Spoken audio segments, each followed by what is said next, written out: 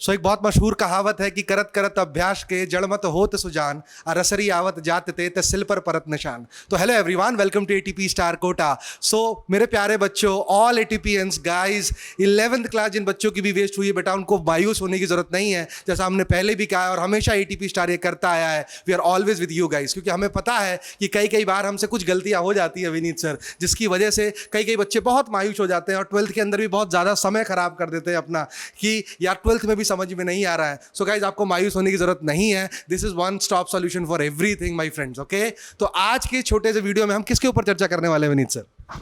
Sir देखो बच्चे, सबसे पहली बात यार, देखो चर्चा तो सर अभी बताएंगे किस बारे में करने वाले हैं। वैसे अपने टाइटल हमने देख लिया होगा तो आपको पता है कि किस बारे में हम बात करने वाले हैं। पर सबसे पहले Amit sir and Surya sir and पूरी टीम एटीपी स्टार कोटा के लिए, अपने dream IIT and medical college के लिए लाइक करिए अभी कभी इस सेशन को, क्योंकि this is one stop solution for all of you. आज हम बात करने वाले हैं मस्ट डू क्लास 11 चैप्टर्स। 11वीं क्लास के कौन से चैप्टर्स अगर आप कर लेते हो तो 12वीं क्लास में आप सभी को किसी भी तरह की दिक्कत नहीं होने वाली है। वो हम एक एक करके आपको physics, chemistry, mathematics as well as biology का बताने वाले हैं फॉर द नीट एस्पिरेंट्स। अगर ये कर लेते हो तो दिक्कत नहीं आने वाली।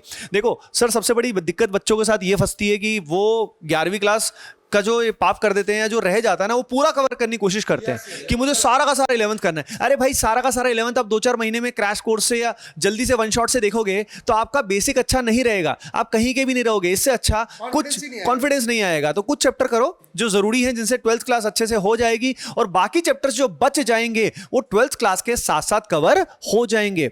Now the doubt is sir कि कैन आई डू इट? तो यस गाइस, बहुत सारे एटीपी स्टार कोटा के स्टूडेंट्स हैं जो 1.5 साल बचा है यार तुम्हारे पास, किस बारे में बात कर रहे हो? तो गिल्टी फीलिंग अपने दिमाग से निकाल दो कि भाई ये हो गया मुझसे, ये हो गया। आप अच्छी रैंक ला सकते हो, ठीक है, आप फोड़ के रहोगे, don't worry, you will do it, हम आपके साथ है ना।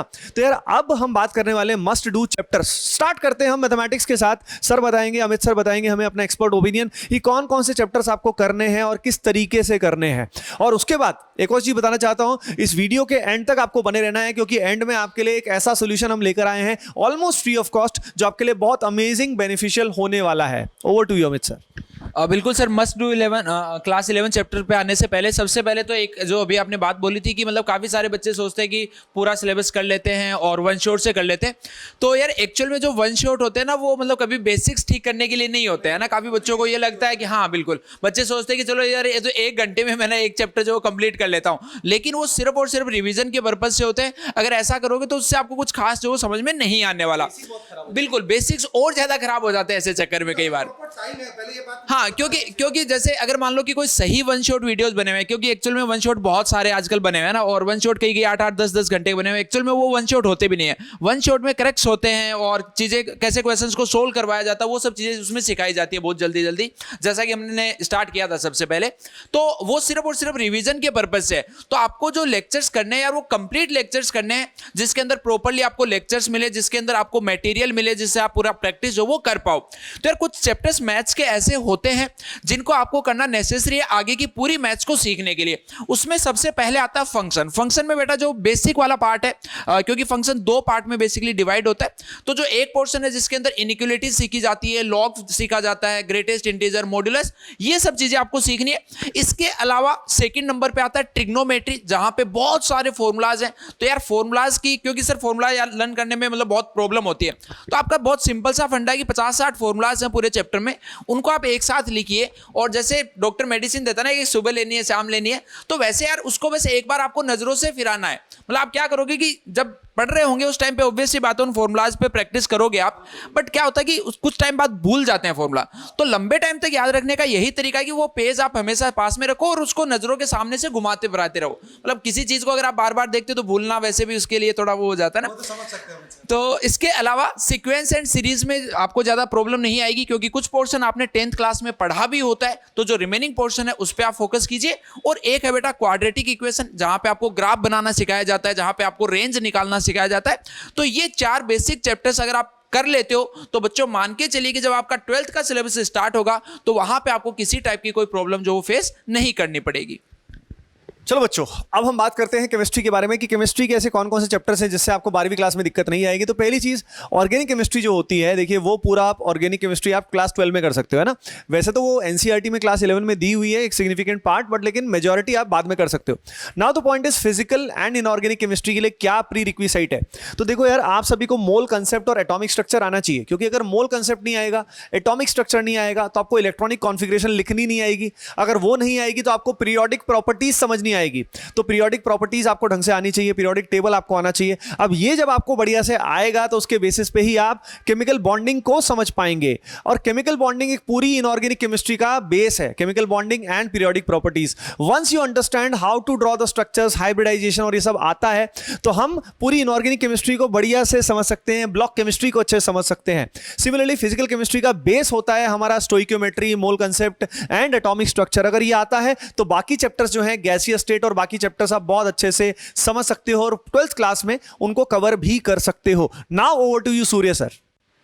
बिल्कुल सही सर। जैसे सर आपने विनीत सर आपने जैसे बताया मोल और पीरियोडिक प्रॉपर्टीज, वैसे मैं अगर मैं फिजिक्स में बात करूं जैसे काइनेमेटिक्स, तो बच्चे को क्या लगता है पढ़ते टाइम पे जब ये करेगा बच्चा, तो आपको ये लगेगा कि यार मैं वापस से मोल पढ़ रहा हूँ, काइनेमेटिक्स पढ़ रहा हूँ, है ना, कि यार मैं आगे मेरा कहीं 12th तो नहीं छूट जाएगा। तो बेटा सबसे पहले ना खुद को संतावना देना बंद कर देना। अगर खुद को संतावना देता है कि नहीं मैं कर लूंगा मैं कर लूंगा मैं कर लूंगा, तो गलत है बेटा। आपको हमेशा स्क्रैच से स्टार्ट करना ही पड़ेगा अगर अभी तक आपके मार्क्स नहीं आ रहे हैं। आपको बहुत अच्छे से पता है सर। देखो, इंसान सबसे झूठ बोल सकता है, खुद से तो नहीं बोल सकता, है ना। आप सबसे झूठ बोल सकते हो बेटा, you can never lie to yourself, है ना। So don't lie to yourself, है ना। अगर आपको छोटे छोटे चैप्टर्स नहीं आ रहे हैं, मेक श्योर करें कि आप इनके प्रॉपर वीडियोस देखें, है ना, कोई वन शॉट ना देखें। आपको सीखना है। जब आप धीरे धीरे बेसिक बिल्डिंग ब्लॉक आपके अच्छे लेवल पे चले जाएंगे, आपको खुद ही सेल्फ कॉन्फिडेंस आ जाएगा। फॉर एग्जाम्पल, अगर आपने काइनेमेटिक्स एनएलएम नहीं पढ़ रखा है बेटा, अगर आपको एफबीडी बनाना नहीं आता है, तो इसमें कोई घबराने की बात नहीं है, कोई शर्मिंदा होने की बात नहीं है। आप सीखिए,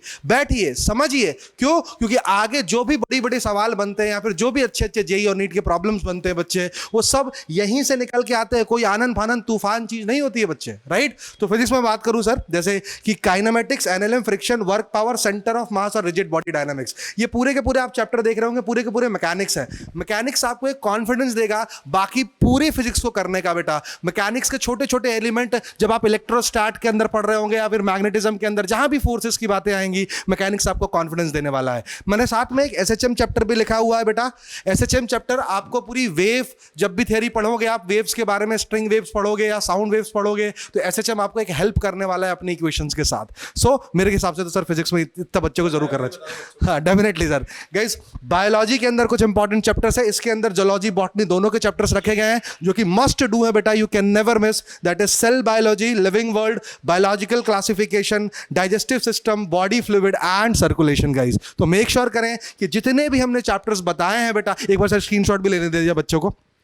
एक बार आप लोग वापस से स्क्रीनशॉट भी ले सकते हैं बच्चे इस पे, है ना।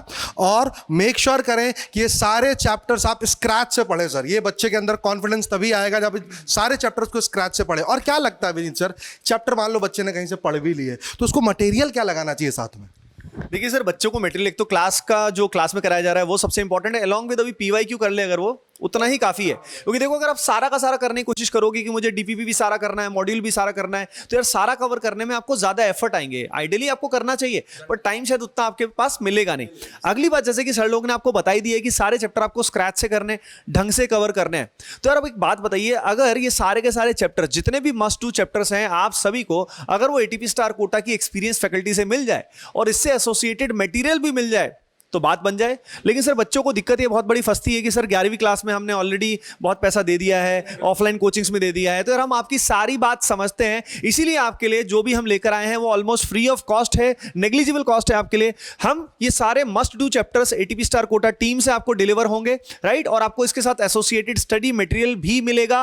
कहां मिलेगा? आपको ब्रिज कोर्स में मिलेगा guys, for IIT JEE and NEET 2024। इसका फी हमने ऑलमोस्ट नेग्लिजिबल, ऑलमोस्ट फ्री रखा है, विच इज जस्ट 99, ताकि सर किस लिए सिंसियर स्टूडेंट्स यहां पे रहे, क्योंकि यार एटीपी स्टार मतलब सिंसियर स्टूडेंट्स, तो हम चाहते हैं ओनली सिंसियर स्टूडेंट्स ही इसका हिस्सा बने, ब्रिज कोर्स का हिस्सा बने। और ये पहले 1000 स्टूडेंट्स के लिए है, तो इसमें as soon as possible enroll करिए। एनरोल करने के लिए एटीपी स्टार ऐप या वेबसाइट पे जाइए, लॉग इन करिए, स्टार बैचेस सेक्शन में जाइए और वहां पे टारगेट ईयर जेई 2024 या नीट 2024 रखिए। वहां आपको ये बैच मिल जाएगा, ब्रिज कोर्स मिल जाएगा 11th वेस्टेड स्टूडेंट्स के लिए।